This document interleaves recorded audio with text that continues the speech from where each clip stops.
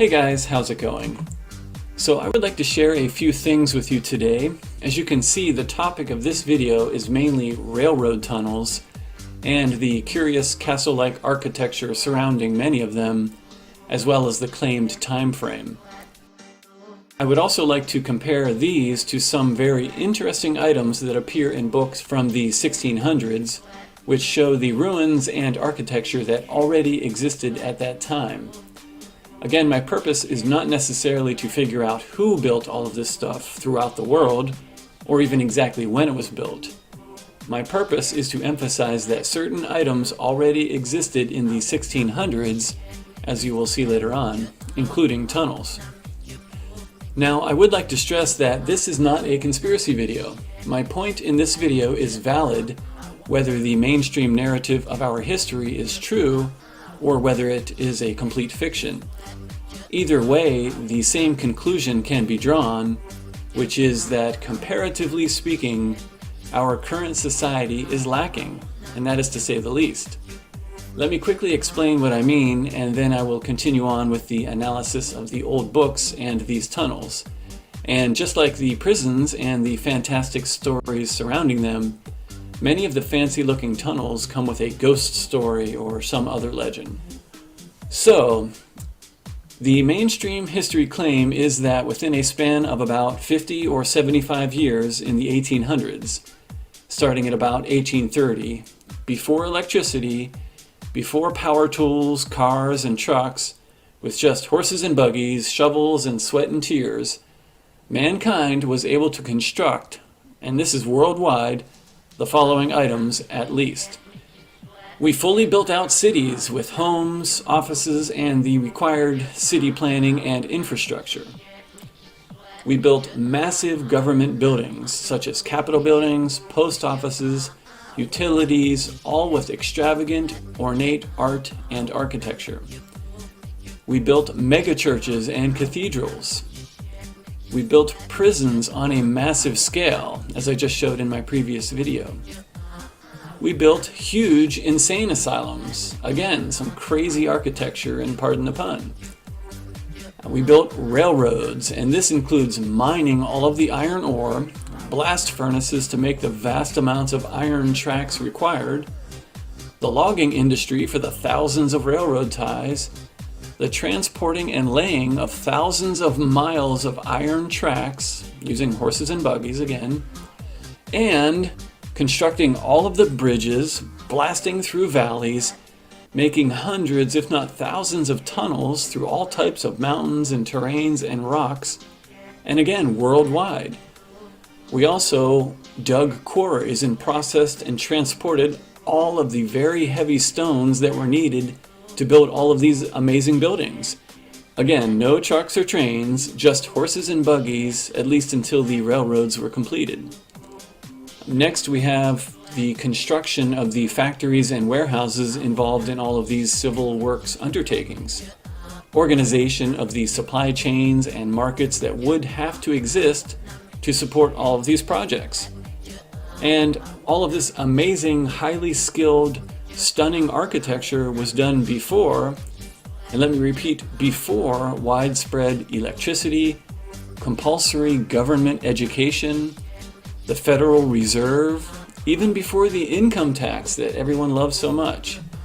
Yeah, this was all done before the government decided to help us with all of these laws and social programs, before our society was plagued with divorce, broken homes, Hollywood, Disney, sex, drugs, and rock and roll.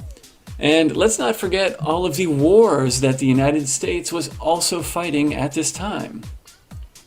So the USA was simultaneously fighting non-stop wars in the 1800s, while at the same time constructing all of these amazing buildings, complete cities in fact, tunnels, bridges, mines, quarries, the list goes on and on. So let's just look at the wars that the US fought in the 1800s. I'll have to go fast because there are so many, I may not mention all of them, but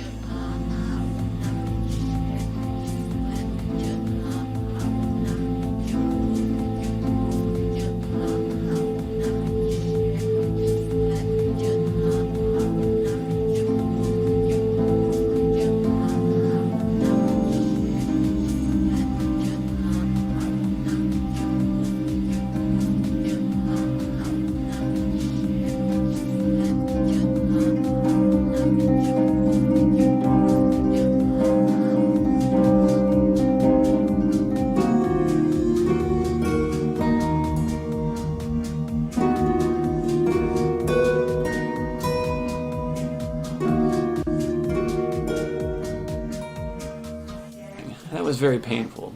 But wait, there's more. So also in the 1800s, many of our big cities just magically burned to the ground. The granite and brick masterpieces, all of these amazing buildings, burned to the ground in the 1800s. For example, let me just read to you a short list of some fires.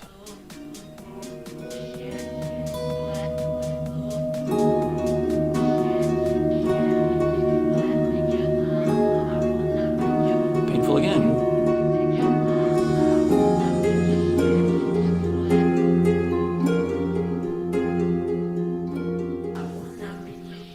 Painful again. What a travesty. I mean, could it be any more obvious that our history has been erased? But that's conspiracy talk. I can't have conspiracy talk today, so what a travesty. However, as ridiculous as all of this sounds, it really doesn't matter whether the mainstream history is accurate or not. The resulting commentary on our current society and state of affairs is the same. If it's a lie, it's a lie. We can just toss out one more aspect of government-sponsored history. Or, let's say it's 100% accurate. We did all of this in the 1800s. In that case, what does that say about where we are in modern society? Instead of building huge, solid, decorative, and artistic civil works, we build dollar stores and Starbucks. Instead of families staying close and parents teaching their kids useful skills, including how to farm and build things, the current slave economy takes kids from their parents, starting with daycare, so both parents can work for the corporation. Divorce is rampant, drug and alcohol abuse are rampant, everyone is herded into hero worship in sports, entertainment, out-of-control materialism. Creative art and architecture are replaced by dollar stores, fail videos, and look at me, Facebook and Twitter. Parents slave away so they can buy new iPhones, while children and the elderly are put into institutions. So again, even if the mainstream history timeline is accurate, it still means that our current society is not headed in the right direction, at least not in my opinion. So, back to trains. Let's take a look at some images from a book published in 1671, and I'll be sure to put the links in the description. This book, written by Athanasius Kircher, a Jesuit, talks about the layout of Latium, the region of Italy that includes Rome. Now, I'm not going to go into detail about the history of this region. I would simply like to focus on the scope of the cities and the architecture present at that time, and the ruins, but mainly the depiction of tunnels. Somehow, the ancients were well aware of the underground or subterranean canals worldwide, in addition to the whirlpools and currents in the ocean. Vast amounts of knowledge were obviously known. So, let's quickly look at this Lacus Albanus, or Lago Albano. And guess what else is here? The Vatican Observatory now sits up on the hillside here, but that's for another video. So, what I would like to draw your attention to are the existing tunnels, and these appear to be natural subterranean tunnels or canals. And what they did was to place decorative arches or castle-like structures on the openings. Some of these even went right through castles. And these are just like our modern tunnels, or the facades of our modern tunnels. Look at all these. It could be that, just like the Panama Canal, unscrupulous individuals simply cleared out existing natural subterranean tunnels, with the original castle-like architecture still appearing on some of the tunnels. And like all of the other ancient architecture, we seem to be systematically removing all evidence. They will actually build a new tunnel next to an old tunnel and then close it down or just let it waste away. And so we have enough information to at least ask the question, did we just take over and repurpose these old natural canals and then claim that we built train tunnels? That would make the timeline more realistic, but again, either way, the resulting commentary on our current society is not good. And we see the same thing in the nearby lake Nemi. Check out those tunnels. Now let's look at a few more pictures from this book, just so you can understand the scale and magnitude and the magnificence of this ancient architecture and the build-out of these cities. Again, look how humans lived over 400 years ago, at least as reflected in art and architecture. If you want clues as to how a society lived, look at what they lived in. Look at their houses and their cities. We look like idiotic savages compared to this, but we have iPhones. Anyways, but the good news is that this actually gives us hope. If we lived like this once, maybe we can turn this ship around and aim for a better society in the future. One that is not so negative, one that doesn't celebrate the misery of our fellow men and women. I'm sure they had their fair share of problems, but again, you can't dispute the quality of the structures that the ancients lived in. The ingenuity, the style, the art, the class.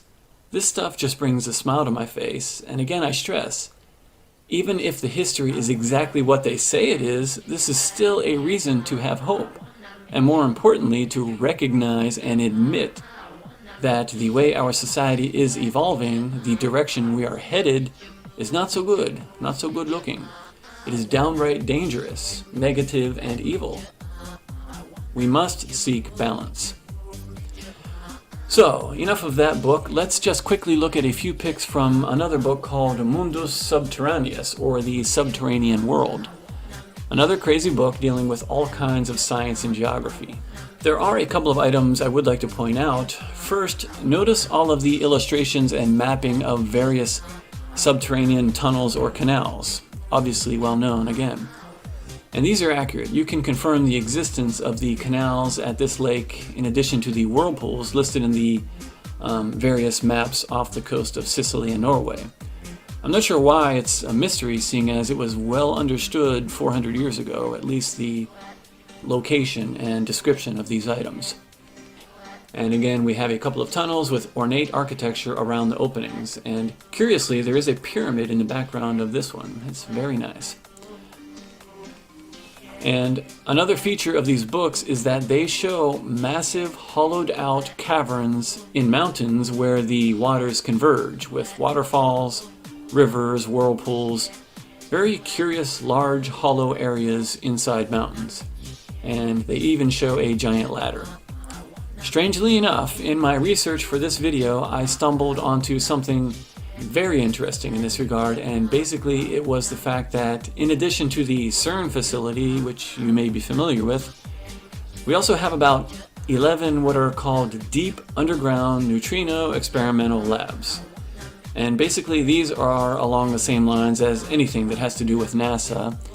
I probably don't have time to get into it right now, but let's just say that they have huge budgets to study magical space science, again at our expense, deep in these large openings in mountains or old mine shafts in which they have built their Wizard of Oz collider type devices to what I think is to just launder money from the people under the guise of science and technology.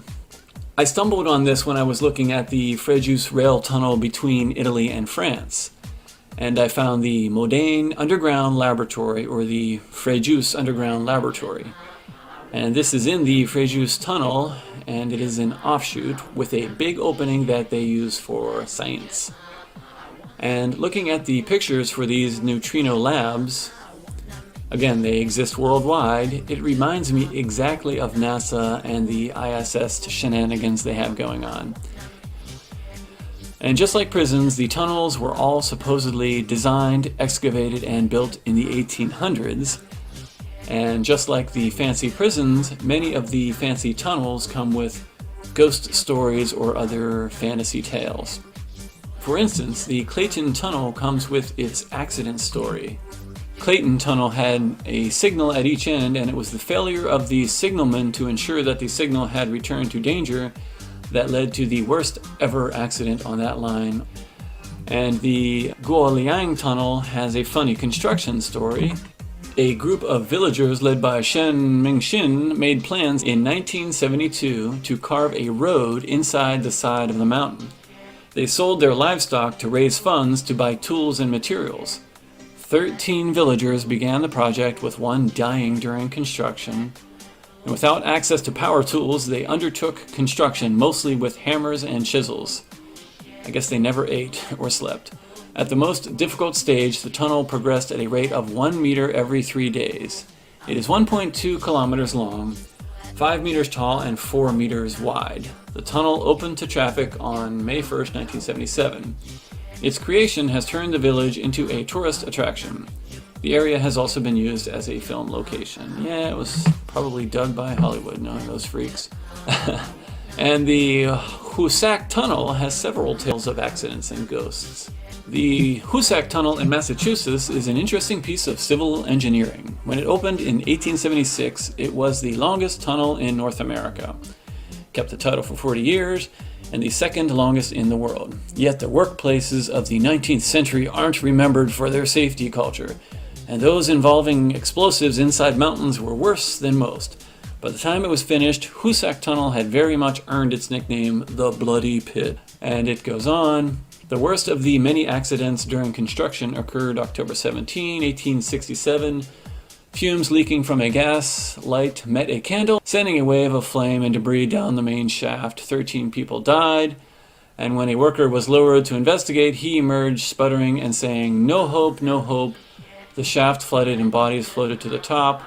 They were among 195 people killed during the 24-year project. And tales of ghosts began even before the tunnel was finished. In 1865, 3 explosives engineers, known as Brickman, Nash, and Kelly, were working in the tunnel. Kelly set off one charge too early, burying his colleagues. Kelly disappeared not long afterwards and was found strangled to death in the tunnel. The murder was never solved. It may have been friends of Brinkman and Nash seeking vengeance, but many workers believed it was the spirits of the dead men that had done it. There you go, more fantastic stories. So, just to recap, we have yet again another very interesting aspect of our history. And that would be the tunnels that exist worldwide and which were supposedly constructed in the mid-1800s.